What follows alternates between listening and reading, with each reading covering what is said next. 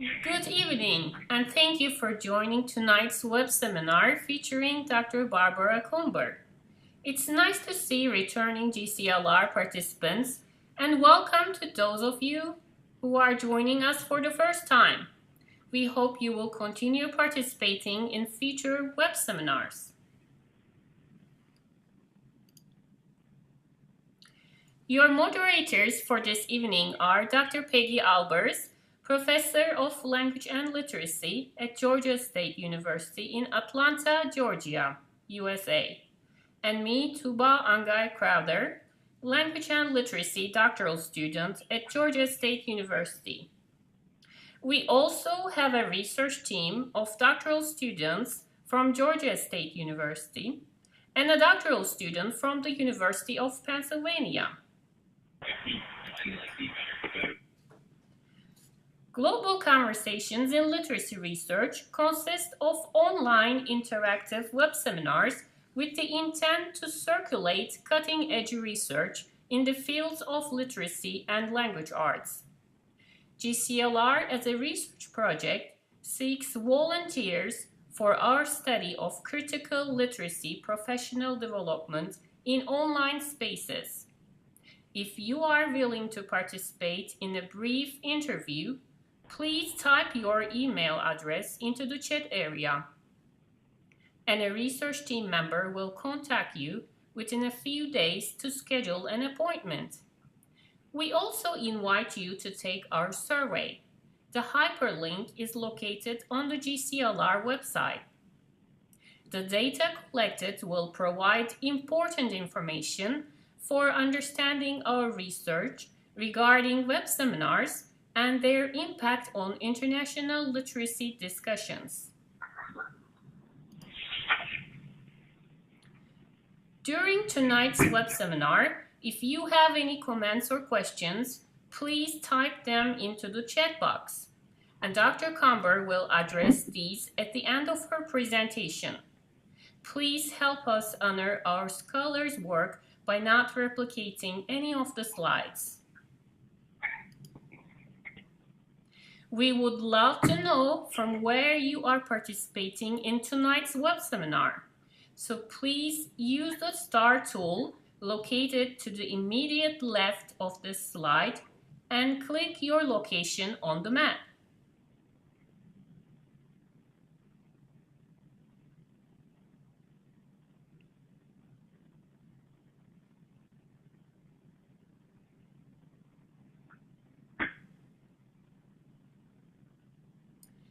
It's nice to see GCLR participants joining this seminar from different locations, different parts of the world.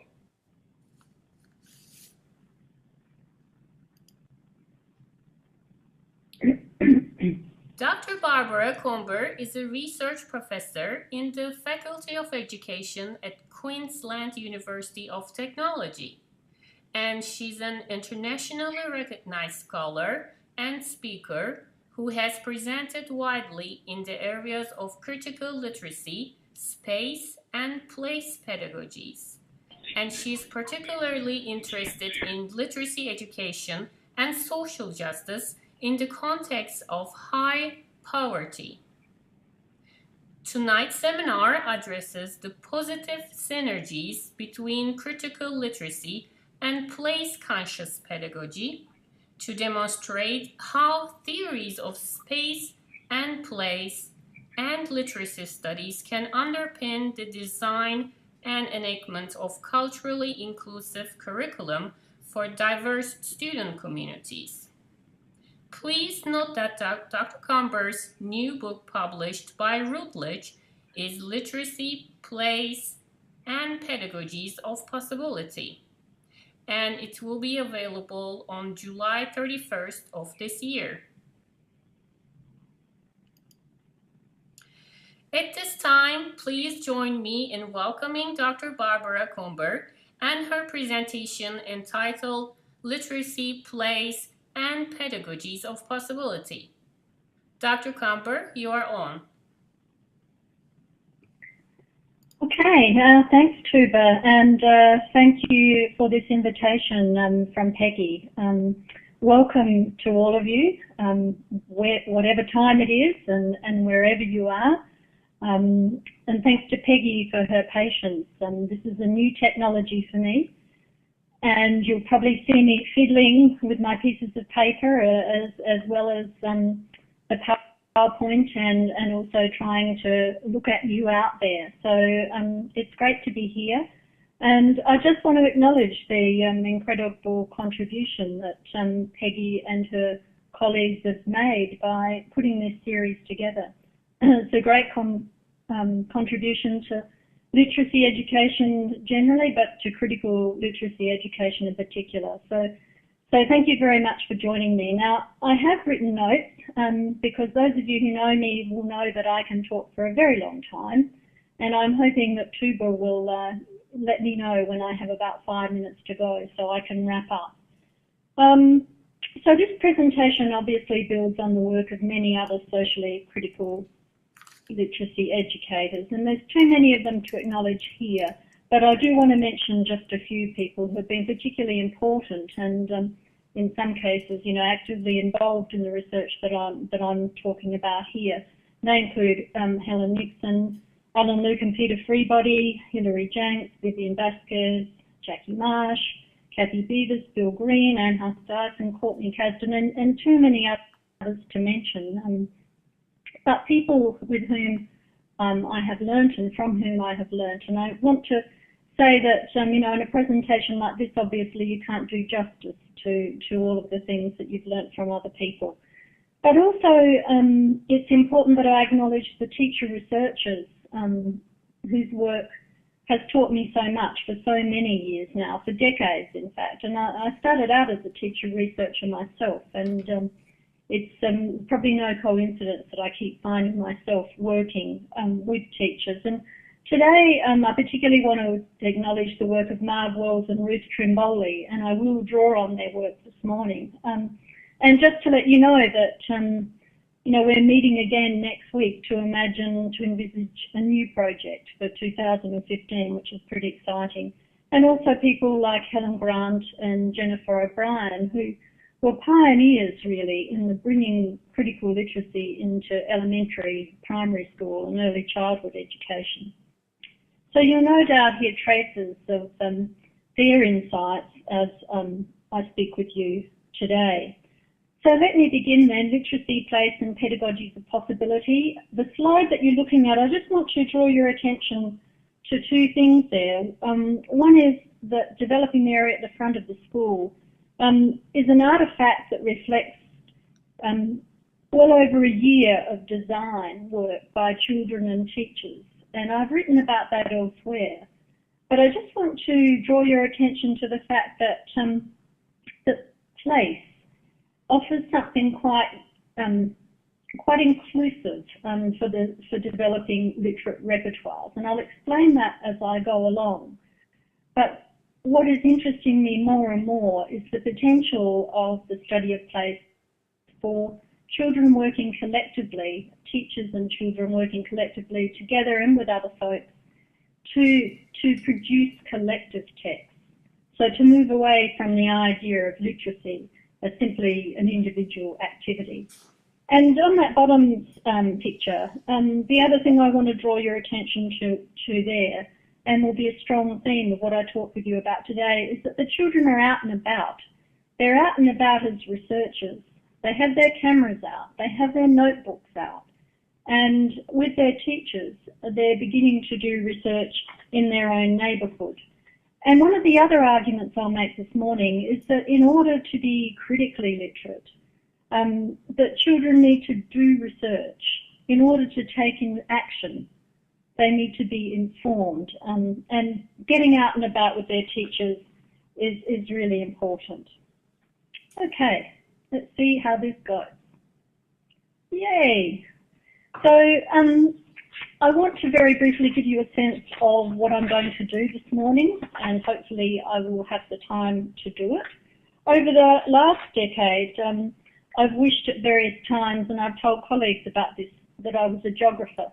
At other times I've wished I was an architect, and more recently I also wished that I was an economist. Now, This is because the problems that I want to investigate have always in various ways taken me to questions of poverty, place and power relations. And sometimes as a literacy educator, I just don't think words are enough. So in fact, my projects have continually taken me back to the same places, indeed, to the same kinds of places in terms of their populations. And what they've tended to have in common is that those folks have been working class or indeed poor. And in particular, I've mostly engaged in inquiry in schools located in culturally and linguistically diverse communities. And as I said, what they've had in common is poverty. So today, of course, I can only give you a taste of that work and where I'm up to in thinking right now about enabling and critical pedagogies. In the past 10 to 15 years, I've been engaged in an ongoing project of bringing place to critical literacy pedagogy, and I'm not done yet. I'm still learning alongside other scholars. I've been particularly influenced recently by the work of Ruth Lupton in Manchester in the UK and colleagues she's working with there. People who are putting place and pedagogy and teachers' work together. So projects that I've engaged in include river literacies, urban renewal from the inside out, and other projects which foreground the locatedness of schools, teachers' work and children's changing life worlds. And I want to argue and show that there are important and productive synergies between place-conscious pedagogies and critical literacy. And I want to show glimpses of that work in action. And then, of course, I'm looking forward to the discussion with you. So, just to reiterate, people, power, politics, poverty, place and pedagogy, bringing place to critical literacy. And I'll briefly this morning, and I don't think this is the whole story by any means about critical literacy, talk about critical literacy as deconstruction of text, and then secondly, and take longer over this, critical literacy as research, action and redesign. And I want to give you a sense of how teachers design enabling practices that allow all children to belong, and how place factors in that. How they develop enabling curriculum practices that extend children's literate repertoires, recognising what they bring, but adding to that. And I also want to argue that developing content knowledge and specific discursive practices in meaningful situations is fundamental to teachers developing critical literacy. Okay, that's the intro. So, as I said, over the last few years, I've at various times wished I was a geographer, an economist, and previously an architect. And it's part of the fact of trying to understand how poverty impacts on people in particular places. And increasingly, I've been interested in the work of the feminist geographer Doreen Massey. And I find that she's quite inspiring for me and extends my thinking in particular ways. And one of the things to say about Massey is that she's interested in the relational nature of space. So as a feminist and social geographer, she's concerned with place not as a given, not as a backdrop, not as static, but as something that's dynamic and negotiated and ongoing. And she writes about place as a shifting constellation of trajectories, which poses the question of our thrown togetherness. When I read that, she wasn't writing about schools, but when I read that, I thought, wow, that just said so much to me about classrooms and schools, where in many respects, children who come with different histories, different everyday life worlds, and teachers, similarly, with different histories, different everyday life worlds, are literally thrown together. And as she goes on to say, there's no pre-given coherence or an existing community or collective identity, but that actually requires negotiation. And that's one of the things, I suppose, that makes teaching both so exciting and so demanding. I was talking on the email just over the weekend with two of the teachers whose work I'll share today, Marg Wells and Ruth Trimboli, and asked them how their first week went, because remember, in Australia this is our year's just getting started. And both of them said, yes, so far so good, great kids. And each year, of course, you know, teachers look at those new kids, they're trying to make sense of who they are and what they bring. And the process of educating is so much about learning with and from and alongside children. So Massie's work has, as I say, been fundamental for me. And given that she is in some respects optimistic and argues that place gives us the potential for something new, which is, I think, what school does. It gives us the potential for something new, and indeed what literacy does is give us the potential to learn things that we don't already know and understand. She's also very much aware that it's not innocent or neutral, and then she talks indeed about power geometries. Now, at the same time as I've been reading the critical and feminist geographers, I've also increasingly been trying to understand the work of economists such as Thomas Piketty, the French economist. And his work is quite daunting in terms of the challenges that he finds in the contemporary situation. And just to, you know, give you a sense of it, he talks about those who own nothing but their labour are increasingly susceptible to dominant entrepreneurs. And globalisation and the way the economy works and the increasing location of wealth within a smaller and smaller number of individuals and companies, he argues, threatens democratic societies. Now, if he's right, that means all of us need to understand how the economy works. And I've recently written a piece with Annette Woods where we've argued that really developing our student and graduate teachers' understandings of statistics and the economy is going to be crucial for them really understanding how difference is produced and what they can do in terms of social justice within their school and classroom. So while I think they can help us think and act critically and optimistically, the work of the geographers and so on, in terms of the negotiation of something new.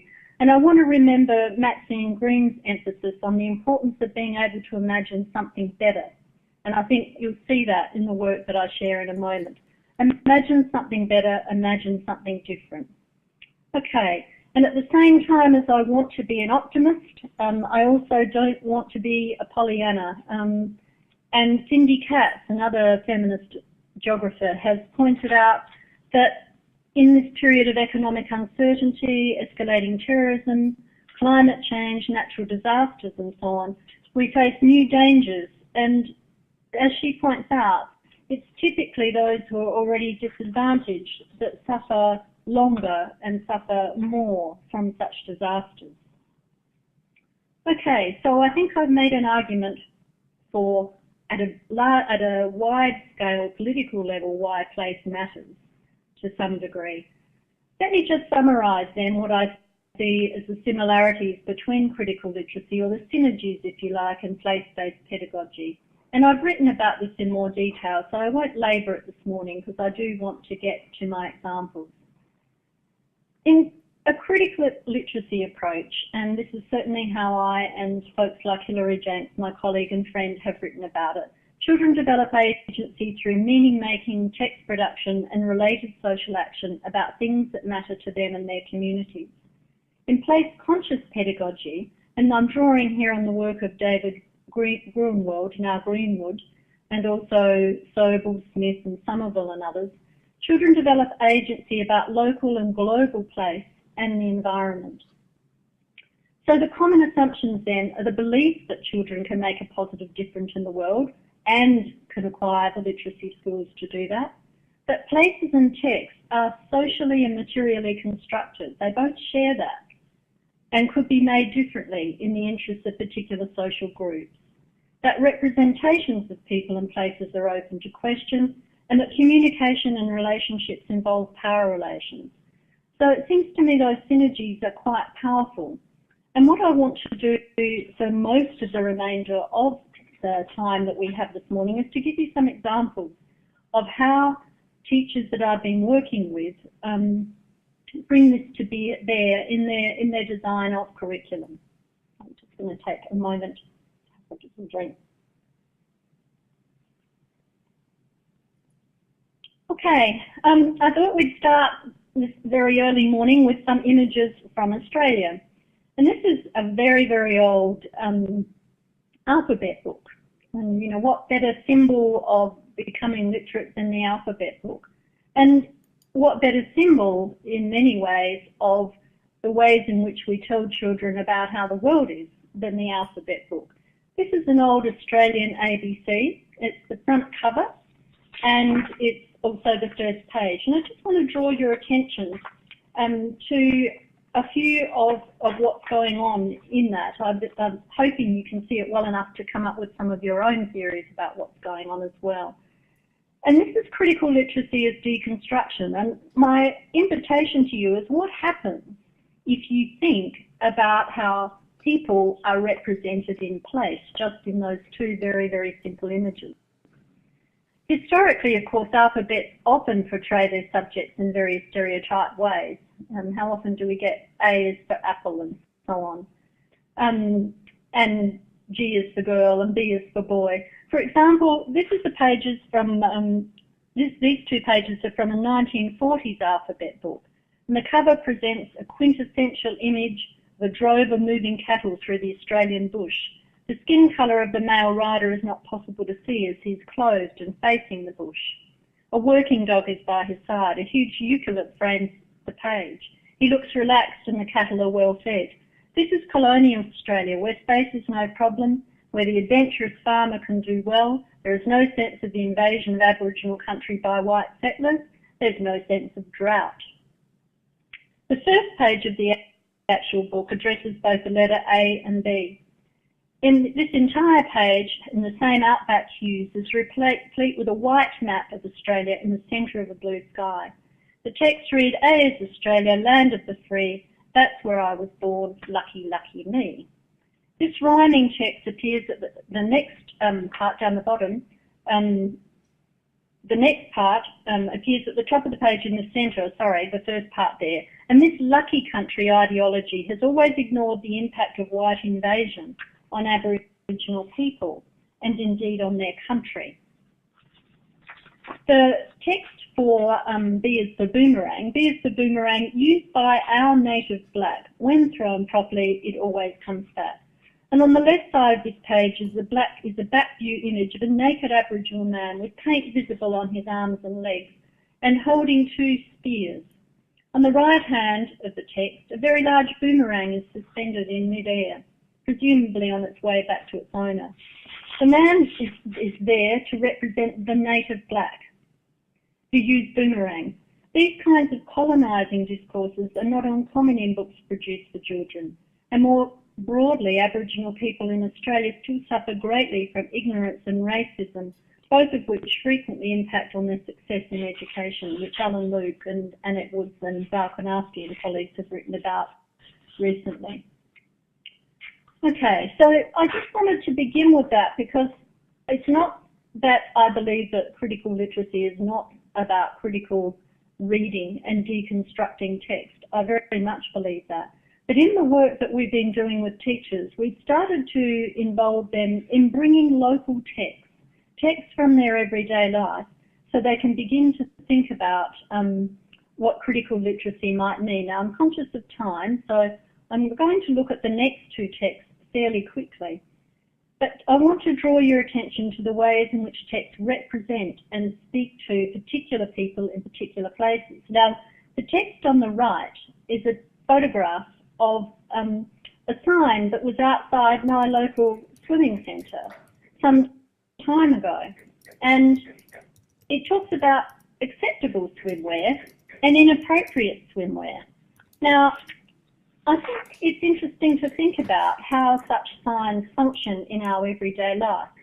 And texts are always Gosh, I hope you can't hear that hammering above my head there that I can hear. Anyway, I will continue. Texts are always about inclusions and inclusions. I think it's interesting to look at those texts and to think about what does the list of acceptable swimwear have in common. Why might these products be listed as acceptable? Why would rash vests be worn at a swimming centre? I'm wondering even whether this would make sense in your location, whether people would even know what was being referred to here. And what do the items listed as inappropriate swimwear have in common? Who are the intended readers of this sign? And for whom might this create a problem? And for which pool attenders might this sign be problematic? So my argument, without going into detail about that text, is that texts are always trying to do something. And by working with teachers and children to examine these everyday texts which are located in particular sites, in particular places, written for particular readers, we can begin to do some of the critical deconstruction work that puts place in the foreground. Now, in the text on the left, a text taken from a local newspaper in the Riverland area of Australia, we can also see that texts bring different subjects into their accounts. The page concerns the actions and activities of different groups of men and boys living in the Riverland: politicians, irrigators, sportsmen and Indigenous men. Although the groups represented presumably include women, since they include an agricultural association and youth groups, only men are reported and represented visually on this page.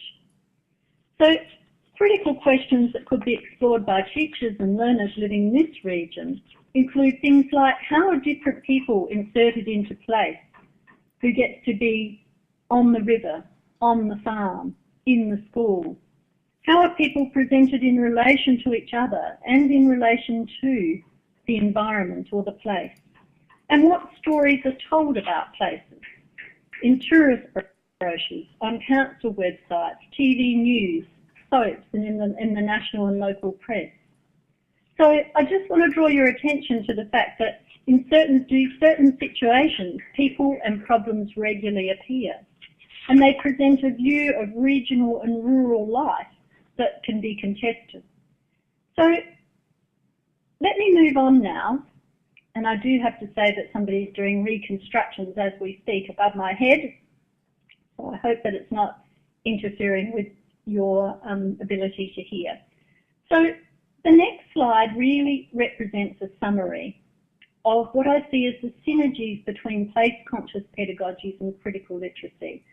And I want to move now to showing some work from classrooms, but basically I'm going to argue that focusing on place, which might be the environment, it might be the school, it might be the community, it might be a river, provides the content for children at all ages to develop sophisticated understandings. And they might do that through ecology or through geography or through Indigenous elders or through environment. There are many, many different ways of knowing that can be brought into bear in a place-conscious curriculum. And these are not mutually exclusive. So, if you like, place can provide the content, the material, and I would argue the motivation for children to engage with really complex work, literate work, and new learning, and assembling new discursive resources. And we can see that in a range of literate repertoires and through their products. So that's the basic argument. Let me get to now show you what can happen with some examples. But again, to summarise, one of the things that I think has been problematic sometimes in literacy education is that we've sometimes ignored the stuff, the content. In order for children to want to read, to want to communicate, to want to write, to want to produce multimodal text, they have to know and care. There has to be an investment in building field knowledge. There has to be an investment and a motivation that what they find out actually is going to matter. Okay. So, So some snapshots. And the case I'm making is that we can see critical literacy as research, action and redesign, especially when we make place the object of study. So Milperra and the floods, sorry, the first image that you can see on the left top of the screen is an image from the cover of a film that was made by recently arrived refugee students at Milperra High School soon after the Brisbane floods. These were young people who had, in many cases, already had extremely traumatic lives to this point. They moved to Brisbane, many of them living independently, even though they're still indeed not adults, many of them without their family. They go to an absolutely wonderful school where they're learning English and academic literacies. And then in January, just before our school year started, we had the devastating floods, which completely wiped out their school. Now, rather than that catastrophe just being an occasion of further trauma and, I guess if you like, alienation and despair, the school principal and the teachers acted as advocates for their students, and they worked very quickly with the ABC radio and TV stations to develop a film about Milperra and the floods, where young people learning English learned how to actually produce a film alongside filmmakers. So one story, and I could of course spend so long on that particular image and show you the film, but that's for another day. But my point is the study of place, the study of changing places, the study of the flood, the study about what was lost, the study about rebuilding became the subject of study.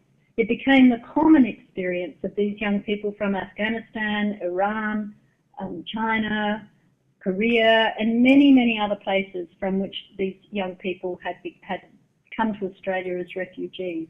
The common experience of the flood became the object of study, and in the process, they were developing their English and they were developing their multimodal literacies. Second image is from the same school, and it's from an installation that I attended at a gallery where young people produced ceramics about the subject of home and belonging.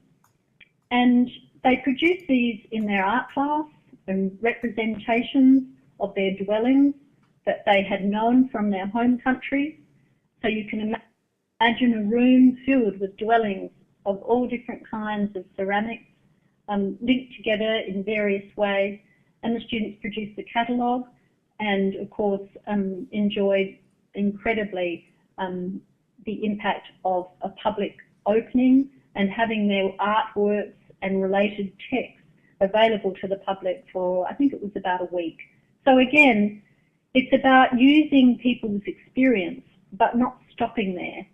So their art teacher has clearly brought new resources to help them understand and to help them represent their experience and their various sense of home and belonging. So underneath Milperra, staying with the water theme, you can see a group of young people and teachers who are literally testing the water. This is from our project with Joanne Reid and Bill Green, Helen Nixon, Phil Cormack and Lynn Kirkham, where we worked with teachers and students to think about the ways in which the study of water, the study in this case of the river in the Murray-Darling Basin, might lead them to produce expanded literacies and expanded critical understandings of the environment. So not only to celebrate the environment, but to understand what was going on. In this particular case, these children became officially connected to the local authority, and they were testing the turbidity of water. Now, in this particular example, the children are building strong scientific understanding. They can't do this critical work. They can't take action without doing the research, without understanding the concepts. Otherwise, we can have children write politically correct, tokenistic texts in multimedia about how things should be. But it's quite different when children who live in this area are actually beginning to understand the effects of the use of the water by cotton farmers much further up in Australia. So again, this is Matthew's relational nature of place and how power geometries work to have effect. Okay, moving right along. On the far side, you see an image of two birds that's been drawn by a young child who was in a grade 5 classroom where the children and their teacher, also in the River Literacies project, decided to study the problem of why so few birds came into their school.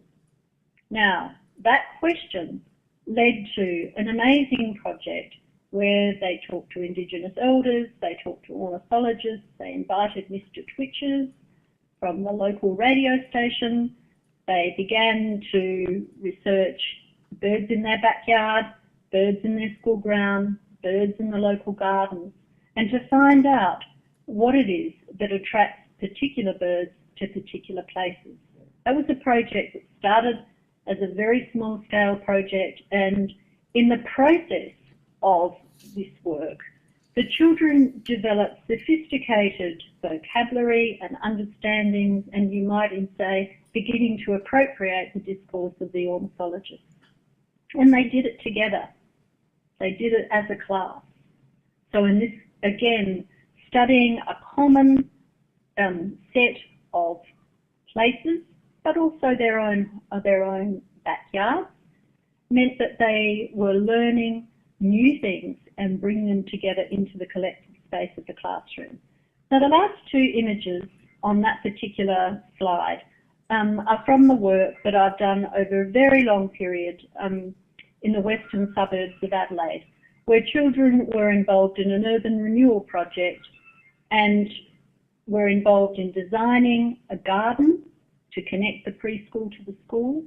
And at the bottom you can see one of those designs, which Helen Nixon and I have written about in several places, where a young boy's designed a garden as a maze where parents and children who are waiting can actually get lost, and you'll also notice his emblematic red dragon as part of that maze. Eventually, some 2 or 3 years after that initial design work was done, the picture on the right represents the garden that was in fact designed, or a small part of the garden that was in fact designed and also constructed. Okay, I'm hoping you can all hear me and this is going okay. Now, I'm going to move very quickly. Just to summarise there, that Marg Wells, the teacher, talked about her students and summarised, we were finding out children as young as 8 and 9 have very clear ideas about where they belong and where they don't belong, how they want things to be, what should be there, what should not be there. And it's given them a chance to focus on that and have a voice and to start talking about it. Okay, I'm going to move to the present very quickly. And this is an example of work that I've done recently with Peter Freebody, Helen Nixon and Anne-Marie Morgan, and it's in the book that came out of that, Literacy in the Middle Years, where the teachers have written, is at the end of this seminar. So, the overall project was interested in new literacy demands in the middle use of schooling and learning from design-based experiments. I'm only going to talk about the place-based pedagogies today. It used a methodology of design-based experiment. Without going into that, let me just simply say that this is theoretically informed classroom research undertaken by teachers, where they collect some baseline data about their children's understanding.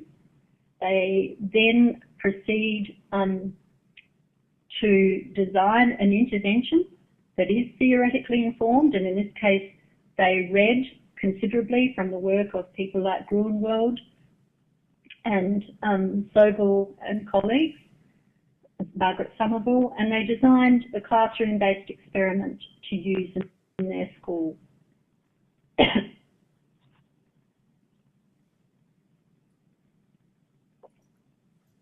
Now, the context of this is that the work that, are we okay? Yeah, Barbara, I just want to let you know we have about 10 minutes.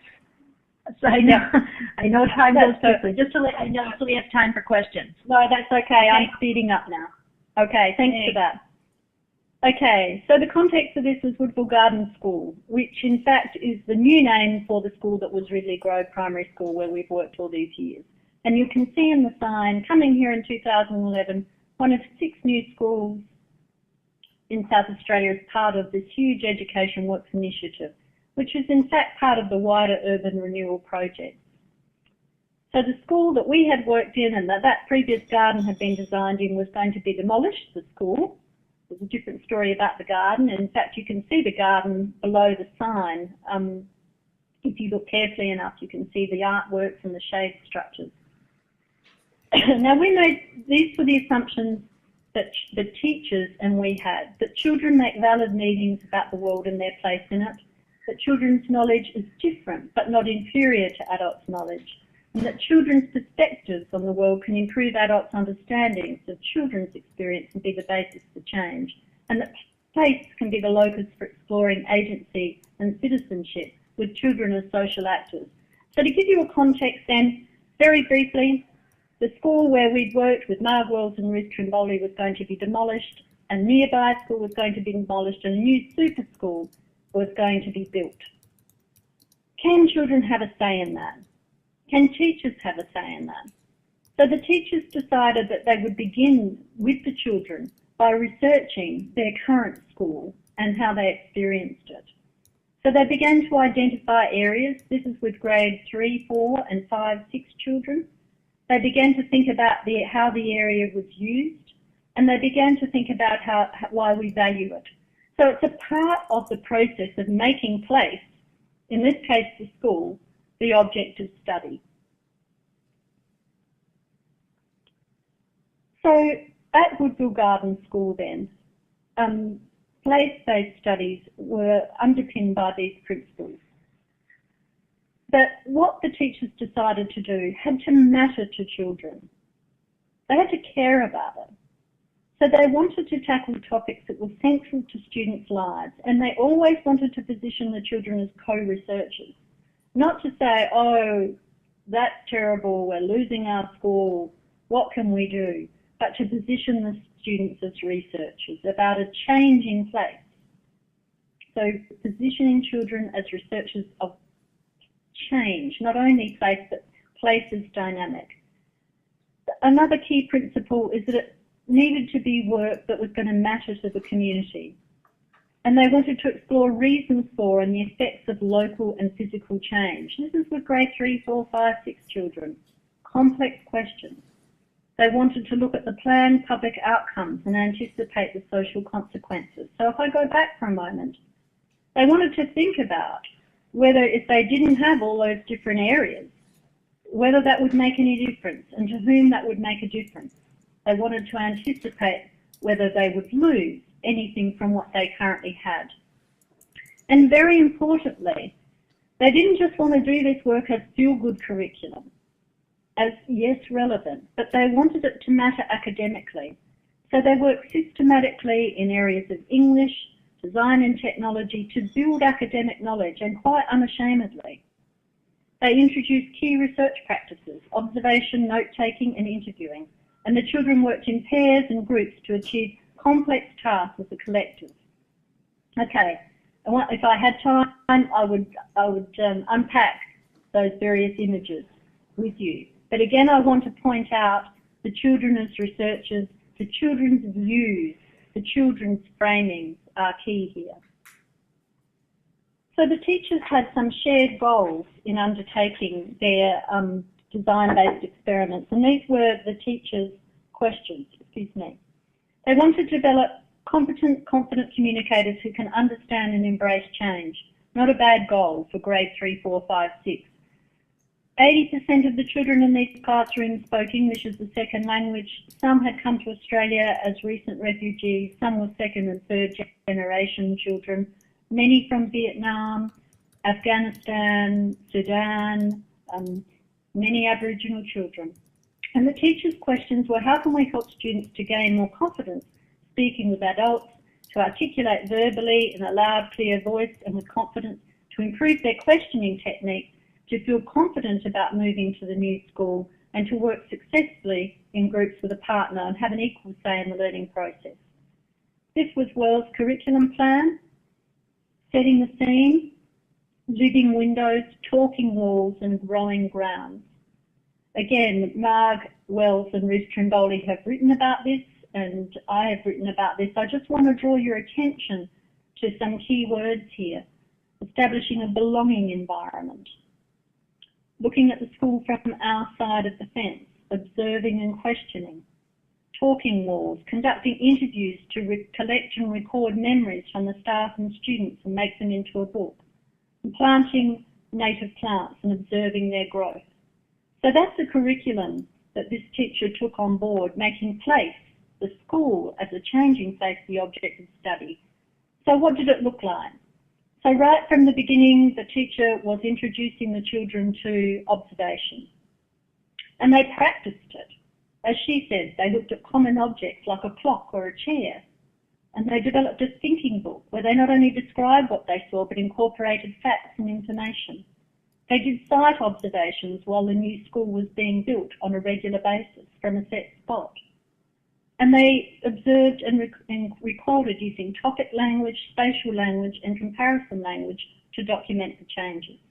Again, moving right along. The children, every 2 weeks, these two classes of children questioned the project manager, Mr. Chaplin, asking a range of questions. How many trees will be saved? The children knew that they were going to have to be some trees removed in order for the new building. Here's a political question. Do the upper primary students get bigger classrooms? Is there going to be insulation in every building? So very many interesting questions that the children raised, and the project manager saw the children every 2 weeks and was questioned by them. The plans for the new site were shown to the children, and they had opportunities to ask, to try and learn to read the plans and to ask about their new school.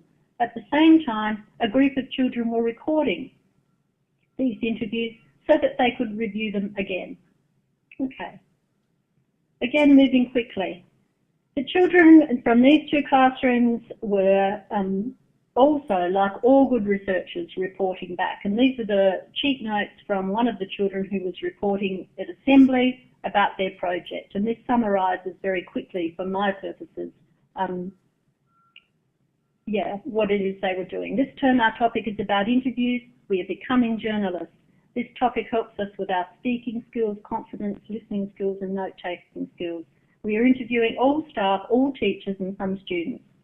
Room 15 is to be very organised by setting the interview times with staff and teachers. We work in partners.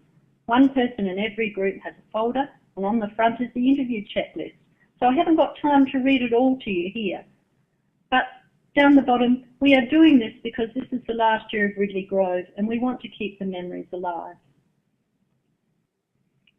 So again, the children's work, their learning, was around the changing nature of the school. Rather than this being a disaster, rather than fearing the change, they used this as the impetus to observe and record the change, and at the same time they engaged in oral history.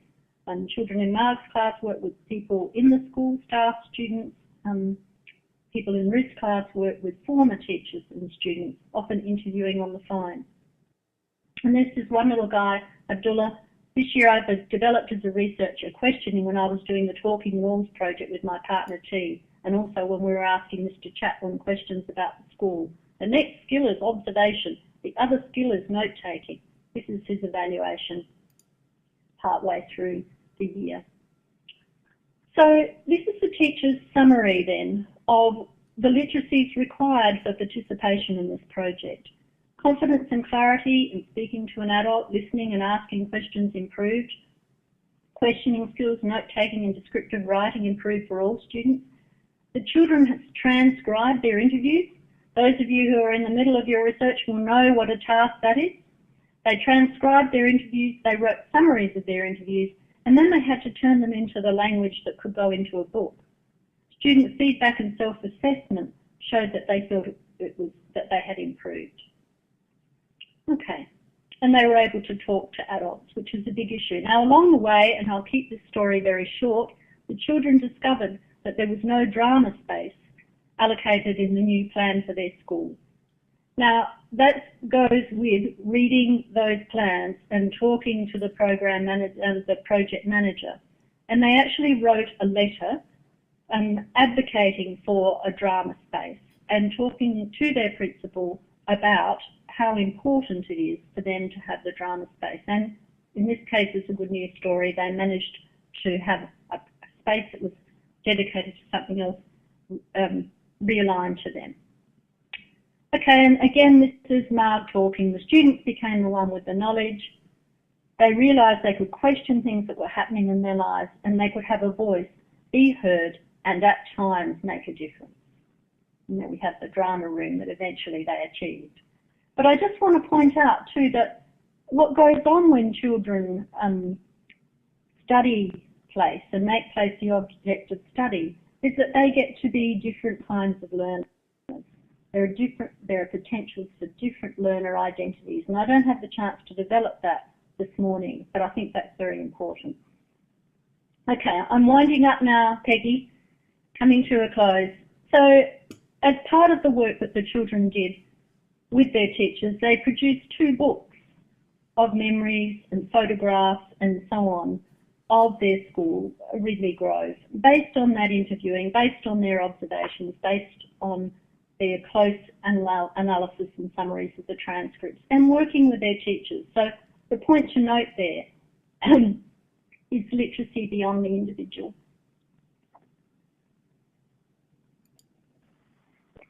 So thank you, Barbara. That's a fantastic talk, and we have just probably time for just a couple of questions, so we're very excited. Would you mind responding to one of our audience members' questions? I wonder what kind of difficulties the teachers might experience when implementing these place-based pedagogies. What gets in the way of learning in this way? What difficulties?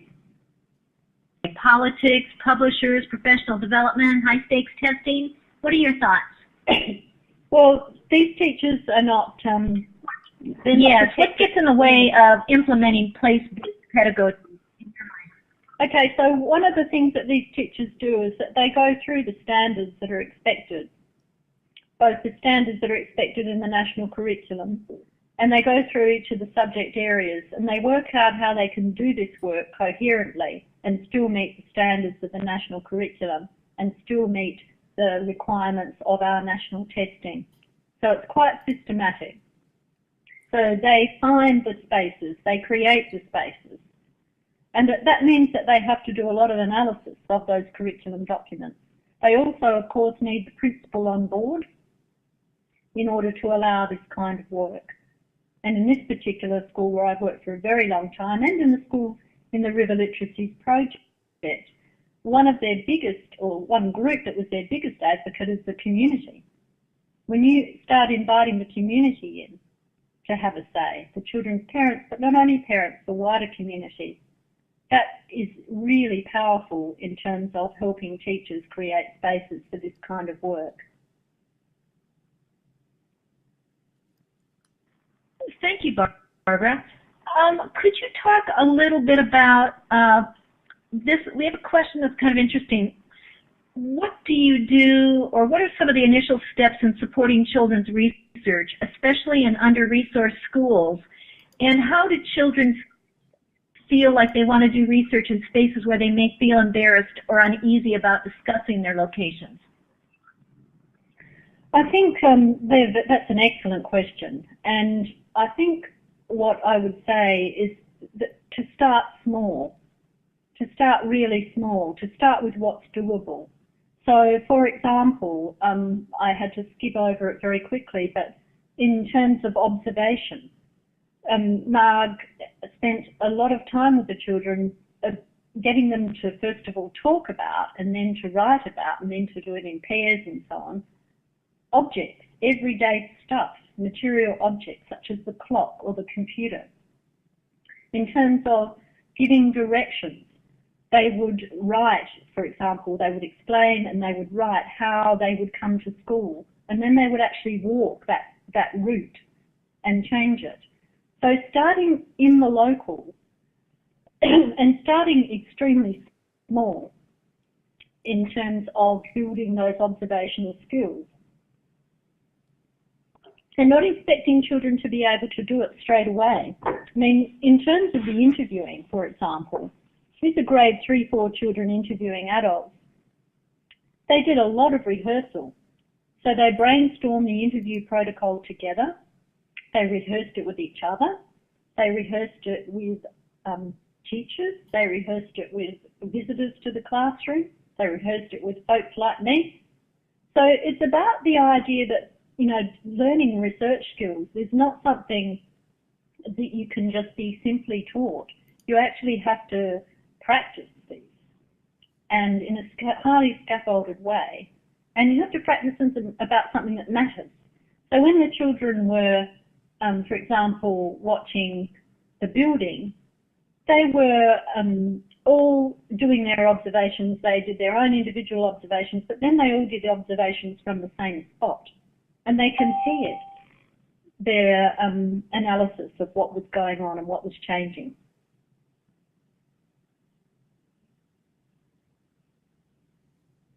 Hello? Yeah, I think Dr. Albers may be kicked off again. Dr. Albers, can you hear us? Actually, yeah, I can. Thank you, Tuba. Barbara, that was excellent. I think starting small is really good, and Vivian Vasquez was also in our audience, and she does a lot of work with negotiating spaces for children as well. She also writes that the more spaces you create, the easier it becomes to create such spaces, and I think that's really very important. I think we...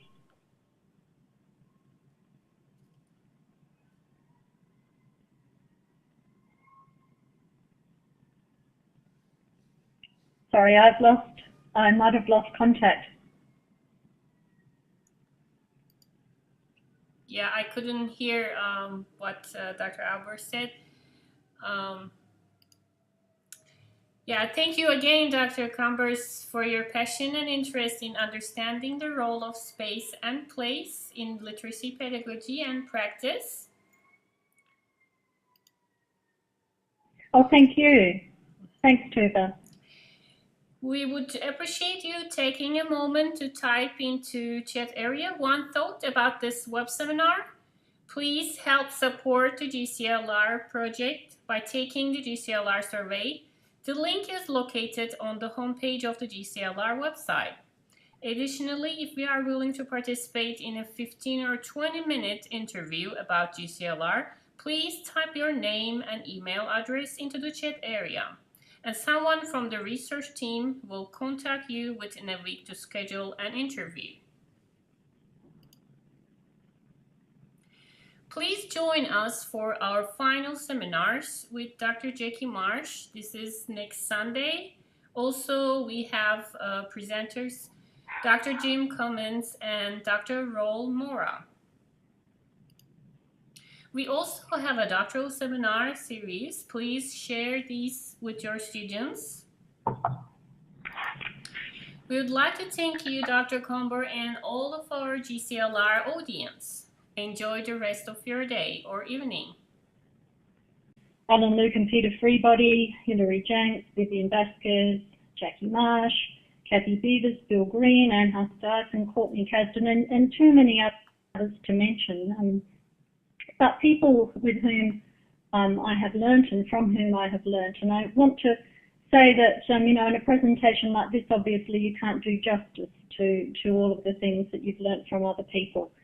But also, it's important that I acknowledge the teacher researchers whose work has taught me so much for so many years now, for decades in fact. And I started out as a teacher researcher myself, and it's probably no coincidence that I keep finding myself working with teachers. And Today, I particularly want to acknowledge the work of Marg Wells and Ruth Trimboli, and I will draw on their work this morning. And just to let you know that, we're meeting again next week to envisage a new project for 2015, which is pretty exciting.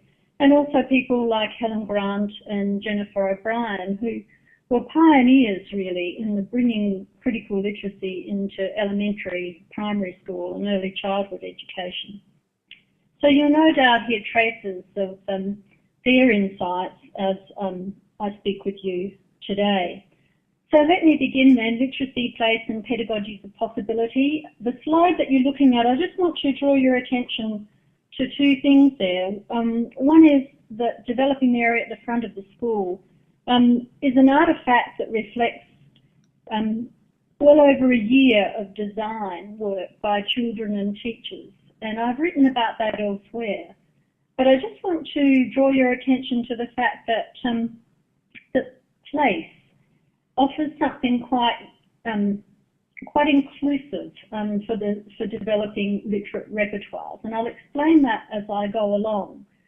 But what is interesting me more and more is the potential of the study of place for children working collectively, teachers and children working collectively together and with other folks to produce collective texts. So to move away from the idea of literacy as simply an individual activity.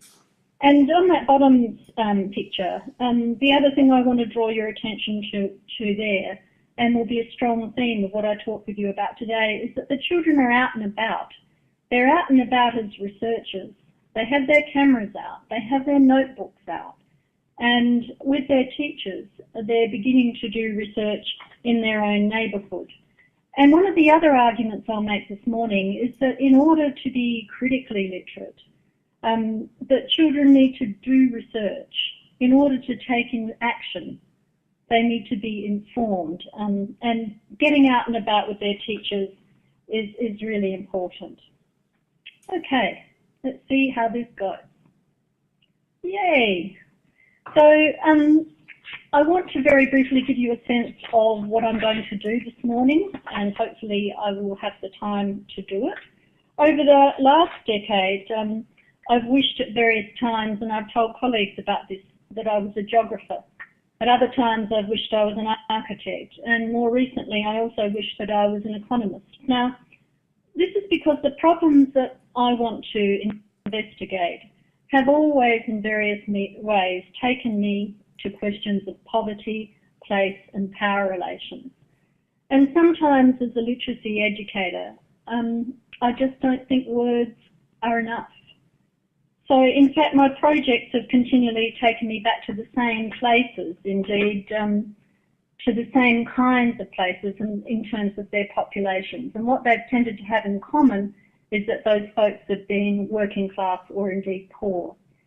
And in particular, I've mostly engaged communities. Please note that Dr. Comber's new book published by Routledge is Literacy, Place, and Pedagogies of Possibility, and it will be available on July 31st of this year. At this time, please join me in welcoming Dr. Barbara Comber and her presentation entitled Literacy, Place, and Pedagogies of Possibility. Dr. Comber, you are on. Okay, thanks Tuba, and thank you for this invitation from Peggy. Welcome to all of you, whatever time it is and wherever you are. And thanks to Peggy for her patience. This is a new technology for me, and you'll probably see me fiddling with my pieces of paper as well as the PowerPoint and also trying to look at you out there. So it's great to be here, and I just want to acknowledge the incredible contribution that Peggy and her colleagues have made by putting this series together. It's a great contribution to literacy education generally, but to critical literacy education in particular. So So thank you very much for joining me. Now, I have written notes because those of you who know me will know that I can talk for a very long time, and I'm hoping that Tuba will let me know when I have about 5 minutes to go so I can wrap up. So this presentation obviously builds on the work of many other socially critical literacy educators, and there's too many of them to acknowledge here, but I do want to mention just a few people who have been particularly important and in some cases, you know, actively involved in the research that I'm talking about here. They include Helen Nixon. During tonight's web seminar, if you have any comments or questions, please type them into the chat box, and Dr. Comber will address these at the end of her presentation. Please help us honor our scholars' work by not replicating any of the slides. We would love to know from where you are participating in tonight's web seminar. So please use the star tool located to the immediate left of this slide and click your location on the map.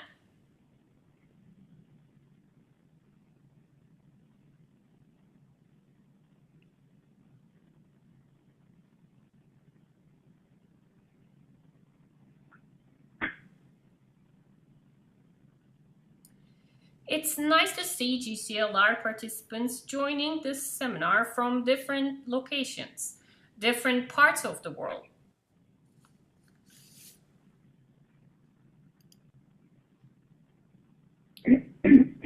Dr. Barbara Comber is a research professor in the Faculty of Education at Queensland University of Technology, and she's an internationally recognized scholar and speaker who has presented widely in the areas of critical literacy, space, and place pedagogies.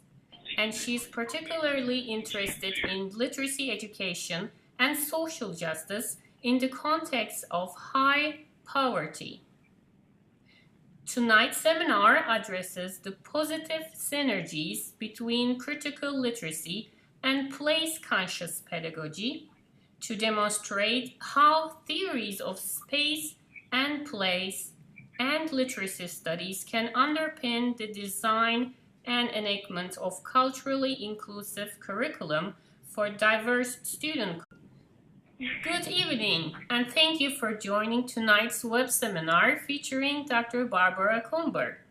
It's nice to see returning GCLR participants, and welcome to those of you who are joining us for the first time. We hope you will continue participating in future web seminars.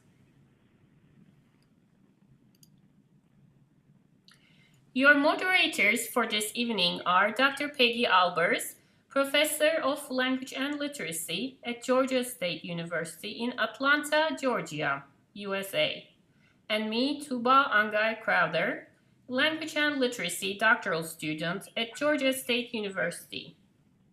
We also have a research team of doctoral students from Georgia State University and a doctoral student from the University of Pennsylvania. Global Conversations in Literacy Research consist of online interactive web seminars with the intent to circulate cutting-edge research in the fields of literacy and language arts. GCLR, as a research project, seeks volunteers for our study of critical literacy professional development in online spaces. If you are willing to participate in a brief interview, please type your email address into the chat area, and a research team member will contact you within a few days to schedule an appointment. We also invite you to take our survey. The hyperlink is located on the GCLR website. The data collected will provide important information for understanding our research regarding web seminars and their impact on international literacy discussions.